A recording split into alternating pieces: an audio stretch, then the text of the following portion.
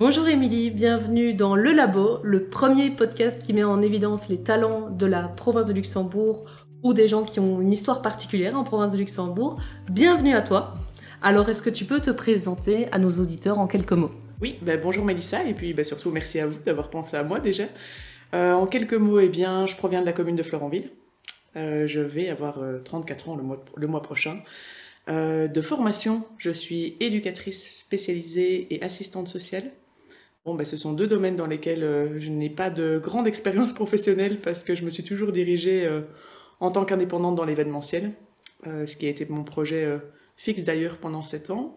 Et là, actuellement, je suis quand même assistante sociale dans une IMP de la province de Luxembourg. Donc voilà, pour le moment, c'est un peu mon petit parcours et l'événementiel refait surface aussi. Alors, dis-nous-en un peu plus justement sur ta passion pour l'événementiel. Moi, je connais un petit peu ton parcours et ce que tu as déjà fait pour notre province et singulièrement la région gaumaise. Oui. Alors, peux-tu nous en dire plus déjà sur le Gaumefest? Alors le Gomfest, en fait, le nom vient surtout de l'association qu'on est en train de créer avec mon compagnon qui s'appelle en fait On the Gome Again.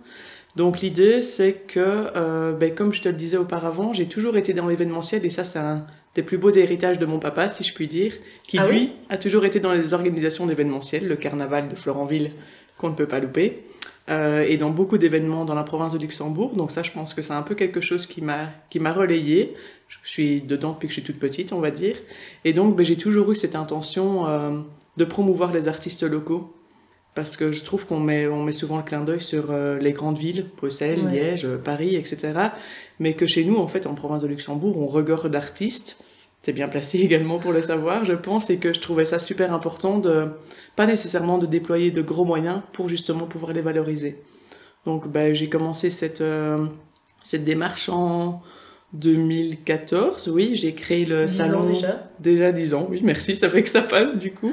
En 2014, en créant la première édition du salon Artist Project. Qui était? C'était un salon d'artistes qui regroupait deux domaines, l'artistique scénique et l'artistique sur toile. Donc en fait, on regroupait une quarantaine d'artistes au hall sportif de Florenville. Et on voulait faire découvrir des artistes qui étaient pour la majorité locaux, parce que 38 d'entre eux venaient de la province de Luxembourg. Donc on a réitéré cette expérience pendant 2 ans d'affilée avec à l'époque mon ex-mari. C'était une très très chouette expérience qui a été très appréciée par le public de la région. Et puis d'autres projets sont venus un peu se mettre en place. Donc ce projet d'Artist Project malheureusement s'est terminé, mais on a ouvert notre restaurant et galerie d'art éphémère à Florenville. Alors j'ai toujours restaurant et galerie d'art éphémère parce que initialement le projet c'était d'ouvrir une galerie d'art sur Florenville. Mais au vu des recensements des informations et de savoir si effectivement c'était un projet qui pouvait tenir la route chez nous, c'était un peu délicat et c'était sans vraiment trop de sécurité. Donc on a décidé d'ouvrir un restaurant qui alliait les aliments uniquement des producteurs locaux. C'était comment le nom du resto? Dorémy. Dorémy, ouais, Voilà, c'est ça. on a été ouvert pendant 6 ans. C'était toujours un projet avec mon ex-mari d'ailleurs à l'époque et on le nommait comme étant une galerie d'art éphémère parce que tous les mois on permettait à des artistes de venir exposer gratuitement sur l'entièreté de nos murs.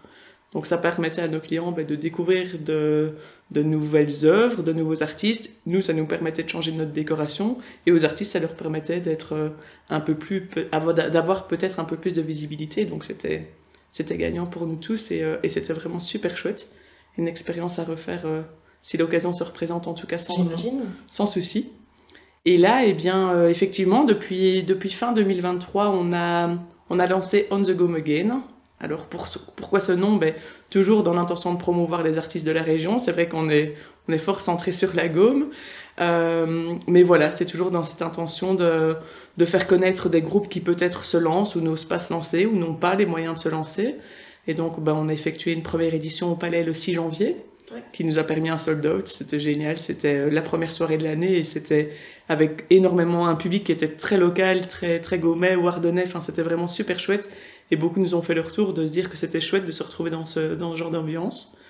On réitère l'expérience au mois d'avril, le 20 avril à Saint-Léger cette fois, où on accueillera en l'occurrence la tête d'affiche, ce sera Guéry à Poubelle, mais aussi des groupes toujours locaux comme La Solution. Donc ça c'est un peu notre groupe phare. Et puis effectivement en juin on organise notre micro-festival Alors pourquoi on l'appelle le micro-festival? En juin? Le 15 juin, oui. Pourquoi on l'appelle le micro-festival? Eh bien parce que ce ne sera pas un festival comme on les connaît sur les gros festivals, donc de 2 jours, avec des gros chapiteaux, des grosses tonnelles et des scènes en veux-tu, en voilà. Nous, on va vraiment rester sur une scène locale, donc toujours à Saint-Léger, où on accueillera quand même au total 8 groupes. Et alors, ce festival commencera aux alentours de 15 heures, toujours dans l'intention de la promotion d'artistes locaux, mais pour le coup, pas que. Parce que là, on va vraiment allier les artistes locaux avec des artistes scéniques peut-être avec un peu plus de renom. Donc, peut-on dire que On The Go Again, c'est une association? Oui, alors c'est l'intention, en tout cas, ça n'a pas été pour le premier événement, parce que on était toujours un peu c'était un peu l'inconnu, on savait pas vraiment vers quoi on se dirigeait, donc là c'était organisé en tant que personne physique, mais là oui, l'intention, en tout cas d'ici l'organisation du mois d'avril, c'est d'être une association. Ok, et avec pour objectif alors d'organiser des concerts, des événements dans toute la région de la Gaume c'est ça. Dans les prochaines années. C'est ça, exactement. Et comment tu t'organises alors pour mettre sur pied un événement comme celui de janvier par exemple au Palais? Alors celui de janvier, en fait, je pense que j'ai un peu cette facilité ou cette chance d'avoir beaucoup de contacts dans le domaine de la musique, et donc en l'occurrence, c'est beaucoup les artistes qui se sont tournés à un moment donné vers nous en nous disant « ça manque de concerts, est-ce qu'on n'organiserait pas quelque chose ?» Et de fil en aiguille, oui, on contacte un groupe qui va nous proposer un autre groupe qui se retrouve peut-être dans leur situation, et le contact se lie très rapidement. Alors moi, j'ai vécu pendant tout un temps à Liège, où là, j'ai eu l'opportunité de faire la rencontre d'autres artistes tout aussi talentueux, et donc ça m'a un peu ouvert aussi cet horizon plus large que sur notre province. Et donc, ça se fait en fait un peu naturellement. On a un peu cette chance-là, je pense, c'est que le contact est très rapide. La location de la salle, ici, on avait l'opportunité d'avoir une très bonne salle avec le Palais à Arlon. Le matériel était déjà disponible sur place, donc en l'occurrence, pour cette première date, c'était assez simple. Pour le mois d'avril, je dirais que ça allait presque tout autant, parce que, encore une fois, c'est une question de contact et de réseau surtout. Et Guérilla Poubelle s'est un peu tourné vers nous en disant, voilà, on a cette date, on nous a dit que vous cherchiez, que vous étiez organisateur d'événements, vous seriez pas prêt à ce qu'on travaille ensemble. Et pour nous, c'était le bonheur, parce que Guérilla Poubelle, c'est un groupe qu'on écoutait quand nous, on était jeunes, et on a sauté sur l'occasion. Donc ça s'annonce aussi, ça le comble alors on l'espère, en tout cas. Ok, très bien. Alors, une question qu'on aime poser aux invités qui viennent ici au labo, c'est de voir finalement dans leur secteur, là plutôt le domaine de la musique ou l'organisation d'événements musicaux, quels sont pour toi les enjeux, les difficultés que tu rencontres, les éventuelles difficultés, les éventuels enjeux spécifiques peut-être Moi, je dirais que la difficulté, alors ça s'est pas posé dans une salle comme le Palais qui est déjà configurée pour accueillir des concerts, mais la difficulté, c'est d'avoir accès à du matériel de qualité qui ne nous coûte pas un prix démentiel en termes de location. Donc nous, à l'époque, au moment d'Artist Project, on travaillait avec la province, par exemple, avec le SDAC. Ça, c'était génial, c'était une aide incroyable. Donc là, j'ai cru comprendre que l'aide était différente, mais qu'elle était toujours proposée, en tout cas. Mais je pense que c'est ça vraiment le problème, parce que nous, oui, ok, moi, en tout cas, je me qualifierais d'organisatrice d'événements. Par contre, en termes de son et de lumière, je m'y connais absolument pas. Donc j'ai besoin évidemment d'avoir recours à des professionnels, et ça a vite un coût très onéreux, et ça c'est pas toujours simple à pouvoir assumer, parce que là en l'occurrence nous par exemple on n'est que 2 organisateurs, donc les fonds fatalement ils sont propres au début, et c'est difficile de pouvoir se projeter, on n'est jamais certain non plus de l'ampleur de l'événement, donc je pense que c'est ça qui serait surtout important. Que tout le poste lié au son, c'est un des postes les plus onéreux. Exactement. Donc, exactement. Ça a tout intérêt. C'est vrai que ce service provincial de prêt de matériel pour les associations, c'est vrai que moi j'en entends que des retours positifs. Ouais. En tout cas, pour tous les organisateurs, c'était un vrai plus. Et surtout un service de qualité aussi, que ce soit pour réserver, pour ensuite avoir la livraison du matériel, les retours. J'ai que des retours positifs. Mais disons qu'ils sont très à l'écoute et ils sont très réactifs. Tu transmets une demande, tu dois pas... Fatalement, quand tu transmets ta demande, tu es dans l'attente, parce que c'est la réponse presque la plus importante dans l'organisation de ton événement, et ils sont très proactifs, très réactifs. C'est très très chouette de collaborer avec eux, vraiment. C'est à souligner. Et dans le même ordre d'idées, est-ce qu'il y a des choses, selon toi, qu'on pourrait améliorer pour la scène musicale, pour l'organisation d'événements musicaux en province de Luxembourg? Peut-être avoir plus de places de salles propices à l'accueil de concerts. Parce que bien souvent, on doit... Alors par exemple, je prends toujours l'exemple du Palais parce que j'ai été confrontée à cette situation, mais le Palais c'est une très bonne salle mais qui est malheureusement très peu disponible. Fort prisé. Fort prisé, exactement, ou alors pour peu qu'il y ait des expositions au premier étage, ça ne donne pas nécessairement accès au rez-de-chaussée à la salle des concerts. Et donc, dans ce genre de situation, on fait un peu le tour de toutes les salles de la région. Alors des belles salles, on en a, on s'entend, mais qui sont vraiment adaptées à l'accueil de concerts, pas nécessairement en termes d'insonorisation. C'est parfois fort compliqué. Et à l'heure actuelle, quelles sont les salles disponibles où on peut faire des concerts? Alors nous ici sur Arlon, en tout cas les salles vers lesquelles on s'était tourné, ou sinon il y avait l'entrepôt. Alors là on est en collaboration avec la ville, etc. Alors c'est clair que c'est une bonne alternative. Elle ne convenait pas par contre à ce que nous on recherchait dans nos projets par rapport à On the Go Again. On s'était retourné vers le hall polyvalent aussi, en sachant que là du coup on allait proposer un événement d'une plus large ampleur, qui malheureusement n'est pas disponible non plus actuellement pour des problèmes de sécurité. Donc nous ici dans la région on s'est tourné vers Saint-Léger, mais à Saint-Léger, on a de la chance parce que c'est une salle qui est nommée le Cercle Saint-Louis, qui a été rénovée récemment. Donc en termes d'insonorisation, on n'est pas trop mauvais, mais c'est une salle de fête. Ouais, c'est ça. Donc il faut y amener tout le matériel, c'est ça. Qui souvent, malheureusement, sont souvent pas forcément adaptés en termes de sonorisation pour les concerts. En tout cas, c'est rare. C'est ça, c'est vraiment rare. Ce qui est chouette, c'est que du coup, ici, je pense que le public a tellement l'habitude de ça, qu'ils viennent à un concert sans avoir cette intention d'avoir un son parfait, quoi. Ils savent que de toute façon, les concerts locaux ici, c'est local et c'est plus dans une ambiance familiale et amicale, quoi. Et qu'est-ce qui t'a donné l'envie au départ de te lancer dans toute cette organisation d'événements? Parce que d'après ce que tu décris, en plus, c'est sur le côté, en plus de ton boulot, on imagine l'investissement que ça doit être, le temps consacré. Qu'est-ce qui t'a donné vraiment l'envie de te lancer au départ? En fait, j'ai toujours eu de la chance, entre guillemets, je dirais. Involontairement, j'ai toujours côtoyé des artistes. Alors involontairement, parce que ça s'est toujours un peu présenté comme ça. À l'école, par exemple, mes amis fort proches sont devenus des artistes dans le domaine de la musique. Mon ex-mari est lui-même musicien.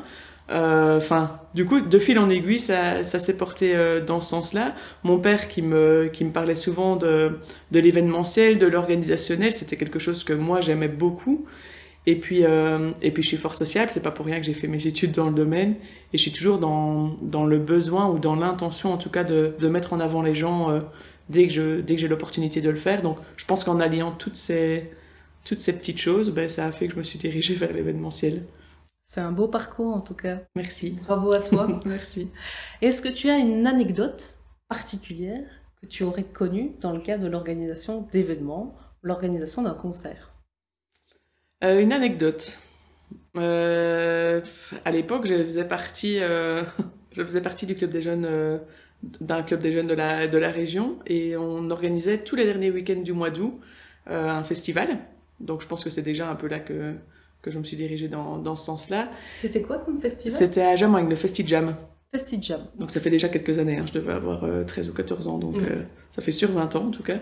Et alors on organisait ce festival dans des champs que les agriculteurs nous louaient pour l'occasion. Et chaque année, le dernier week-end du mois d'août, il pleuvait, mais alors il pleuvait comme il peut pleuvoir chez nous. Et donc on avait essayé quand même tant bien que mal pour soutenir la scène, de mettre des planchers. Et le plancher flottait littéralement, c'était une catastrophe. Et à chaque mouvement que faisaient les artistes en train de sauter pour s'exprimer librement, on avait toujours peur que toute la scène tombe. Et je pense qu'à la fin, on était même en train de tenir la structure métallique des pieds pour être sûr que ça tienne le coup. Ça, je pense que c'était une de mes plus grosses frayeurs. Ça a été vraiment à ce moment-là. Une galère. Voilà, vraiment. Les aléas de l'organisation d'événements. Vraiment, surtout chez nous en province de Luxembourg, où on pense qu'on organise au mois d'août, donc on a un peu sauvé en termes de météo, mais pas du tout. Voilà. Non, loin de là. Loin de là. Et qu'est-ce que tu conseillerais à une personne, un jeune, qui souhaiterait se lancer dans l'organisation d'événements ou de concerts? Ce que je lui conseillerais, c'est une bonne question, de se renseigner, parce que l'air de rien, dans la région, on a quand même beaucoup d'organismes qui sont présents pour répondre à nos questions et qui savent nous orienter en fonction du projet qu'on a. Oui. Moi, par exemple, à l'époque, je m'étais orientée vers la commune de Florenville, qui m'a orientée vers le SDAC, qui m'a orientée vers d'autres structures, des structures des organismes de location, de prêt de matériel, et ça, c'est toutes des choses on peut pas savoir malheureusement par soi-même. Moi, je sais qu'à l'époque, en tout cas, la commune de Florenville avait été très disponible. Donc de s'entourer, en tout cas, avant de mettre un événement sur pied, de s'entourer de professionnels qui sont peut-être déjà dans le domaine. Et dans ton cas, avec On The Go Mogen, est-ce que tu recherches des bénévoles, des personnes qui viennent aider? Alors oui, et ça, on en cherche pour tous les événements, dans le sens où on a fatalement notre groupe d'amis fort proches qui proposent leur aide, mais notre intention, c'est aussi que eux puissent profiter de nos événements. Donc fatalement, au plus on a de bénévoles, au mieux c'est. Et oui, on sera continuellement en recherche de bénévoles, je pense. Donc toutes les personnes qui seraient éventuellement intéressées pour te donner un coup de main peuvent prendre contact avec toi. Évidemment. Et postuler pour devenir bénévole pour un des prochains événements. Qui n'hésite pas. Ok, les auditeurs nous entendent. Et alors, ceux qui sont intéressés, qui n'hésitent pas à te contacter sur Instagram, j'imagine? Instagram ou Facebook. Ouais, il y a une page Facebook? On a fait une page On The Go Mogen, oui. On The Go Mogen, sur Facebook. Ouais, sur Facebook, ouais. Ah, donc on ira voir ça. Merci. Parfait. Alors, toujours pour continuer un petit peu sur les activités de On The Go Mogen, est-ce que tu aurais un rêve particulier, un concert phare ou un événement phare que tu aimerais un jour organiser? Je t'avoue que je me suis jamais vraiment posé la question parce que tous les concerts qu'on a organisés sont un peu organisés sans même qu'on y ait réellement... C'était pas toujours des concerts anticipés qu'on en attendait depuis super longtemps. Et je pense que les groupes que j'avais envie de faire jouer, j'ai eu la chance de les faire jouer. Donc les rêves sont déjà accomplis. En tout cas, pour le moment, je suis pleinement conquise dans le sens où juste déjà faire jouer des groupes, ça me convient parfaitement. Et là, de tête, en tout cas, je n'aurais pas vraiment un groupe... Bon, à l'époque, je t'aurais fait jouer Queen, mais bon, je suis un peu en retard pour ça, donc voilà. Donc pour l'instant, tous les objectifs sont atteints. Exactement. Eh ben, c'est parfait. Et quels sont alors les objectifs éventuels pour fin de l'année ou début de l'année prochaine? Il y a déjà des choses prévues? Alors, fin d'année, en tout cas cette année-ci, on s'est fixé pour objectif d'essayer d'organiser un événement tous les trimestres. Donc là, actuellement, on a fait janvier, on va faire avril et on va faire le mois de juin. Pourquoi pas un événement au mois de décembre, mais plus dans l'intention fête de fin d'année, donc un peu à voir ce qu'il est possible de mettre en place.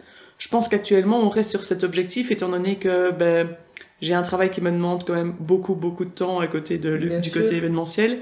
Pour mon compagnon, c'est pareil, donc imaginons que notre structure de base, en tout cas, se développe davantage, on pourrait imaginer plus d'éditions. En tout cas, nous, notre idée, c'est aussi de se dire que peut-être qu'avec une édition par trimestre, ça nous permet plus facilement de faire ça le comble. Donc un peu à voir pour le reste, mais pour cette année, en tout cas, on reste dans cette intention.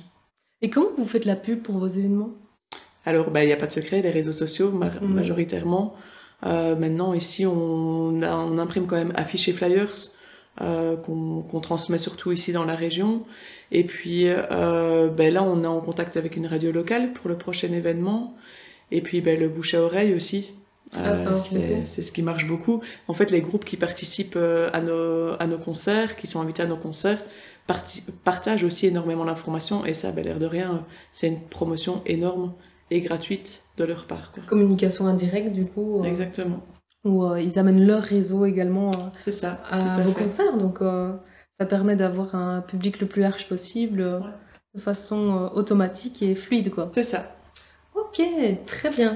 Est-ce qu'il y a d'autres choses que tu souhaitais nous partager aujourd'hui? Écoute, je pense qu'on a été plutôt large sur le sujet. Donc non, dans l'ensemble, je pense qu'on a abordé le principal en tout cas. Ok.